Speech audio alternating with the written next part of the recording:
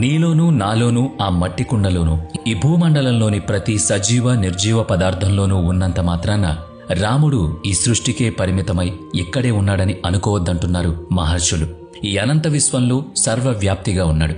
ఏదో ఒక చోటుకో ఒక జీవికో పరిమితమై లేడంటున్నారు. అయినా కాని ఆర్తితో సంపూర్ణ శరణాగతితో పిలిస్తే తప్పక నీకు కనిపిస్తాడు, నీ బాధలను తీరుస్తాడు అని వాళ్ళు చెప్తున్నారు. ఆ సంగతిని మనకు తెలిపేందుకు మాత్రమే నిరాకారుడైన రాముడు లేదా బిందురూపుడు అనంతుడు కూడా అయిన భగవంతుడు మనకోసం, కేవలం మనకోసం రాముడై వస్తాడు. నల్లనివాడు పద్మ నయనంబులవాడు ఆజానుబాహుడు అయ్యుండాలని కదా మనం కోరుతున్నాం. కనుకనే ఆ దైవం, ఆ రాముడు, ఆ పరమాత్ముడు మన కోసం మనం భావించిన విధంగానే ప్రకటితం అవుతాడు, దర్శనమిస్తాడు.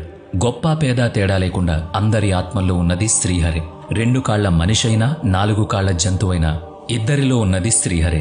రాజు, బంటు, పండితుడు, పామరుడు అందరూ ఒకే నేల మీద నడుస్తున్నారు, నిద్రిస్తున్నారు.